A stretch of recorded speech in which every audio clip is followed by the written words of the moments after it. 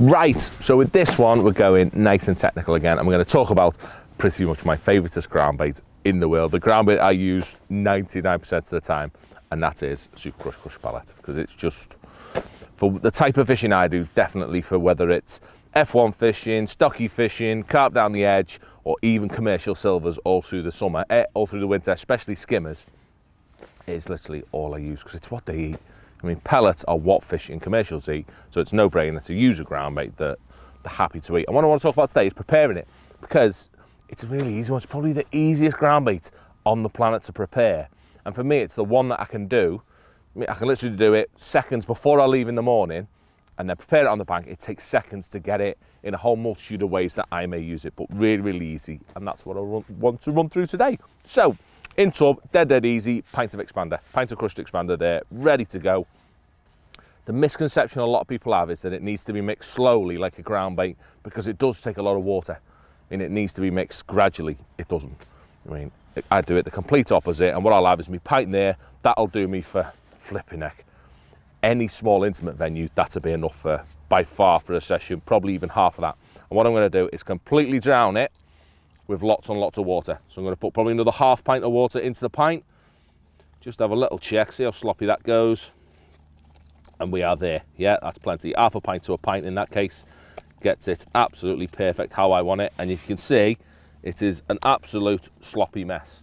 Yeah, and what that does, it ensures that all the expander particles are absolutely filled with water. I mean, there's no dry spot anywhere in that tub. Everything is as wet as it can possibly be at that point. And from that point there, you simply leave it. Yeah, what I'll actually do is before I leave to whatever venue I'm going, I'll do that. Normally in a bucket, just 'cause it's a bit quicker, a bit easier. Leave it, put a bucket on top of it, another one to keep it nice and safe. When I get to my peg, or even before I draw in the morning, what I'm next going to do is riddle it and make it exactly how I want it to be. And that's what I've done with this lot. What I've done, I've put another pint in there that I'd done probably 15-20 minutes ago, and already that one, it's nice and stuck, like a solid, like a house brick. What I can do is just quickly stir that up. You end up with all them lovely bits of really, really wet expander ground bait. Whacking on top of riddle, making a mess on Mel's grass. Pass that through riddle, so it takes absolutely seconds. Push it through riddle, and what you find then is a lovely ground bait that's as heavy as possible. I mean, everything's wet, there's no dry elements to it, there's no activity, it is just simply a nice wetted, crushed expander ground bait. Put a little bit more so I'm not here for hours pushing this through. It won't take long, it'll be a lot quicker if I haven't brought a flipping pinky riddle, but there you go, he's through. And just like that, ground bait is done. I mean, in its basic form.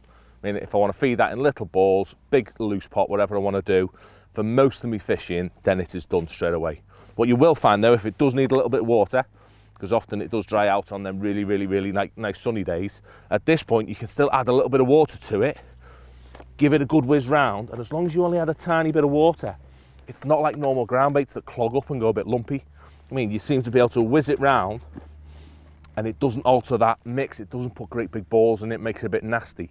So you can still add water if you need to, but a beautiful ground bait that for me, say it's really, really quick, easy to prepare, no fannying about with 10 different steps in mixing. It is just job done, and I'm fishing as quickly as possible.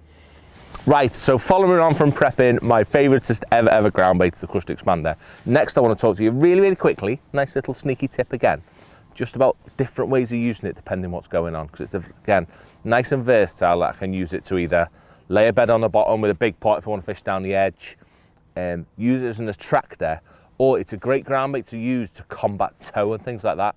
I can get it exactly where I want it to be on towy venues like Mescal, where I fish quite a bit. When I fish for skimmers, I can mix it in different ways to make it stay where I want it, when it might be tricky to understand where normal ground bait would be when it's towing really fast. Waffled a bit then. But first, what I want to show you, my standard use for it is for catching skimmers in winter. My favourite ground bait in the world for doing that. And it's a great, great ground bait for using as an attractor. Yeah, really weird one in that I don't believe many fish on commercials live on the bottom. Well, they don't. I mean, fish naturally don't live on the bottom. They swim all over the place, and they need a bit of attraction to drag them down to where you're feeding. But you don't want much bait. Last thing you want is a big pile of bait on the bottom, because they become tricky to catch when it's really, really hard anyway. So with me crushed expander, so the first bit is the stuff I've mixed just as you've seen me do. yeah, on the previous one. Mixing it nice and wet, pushing it through a riddle, but it's still ground bait form, you know what I mean? It's still nice and fluffy ground bait sort of thing. And what I'll often kick off with that is I'll kick off with a nice little ball, fairly squozing, sort of that sort of size, squeeze it really, really hard. Yeah, and that one I can get to go to the bottom. I know that that'll get to the bottom. So I'm actually going to feed 3 different lots here so you can see it doing different things. First one, nice little ball that goes to the bottom. I'm going to put it in there. I'm going to do well to get all 3 of these in a line, but we'll have a go. Oh, that went just off me mark. But see, a little bit of attraction through the water.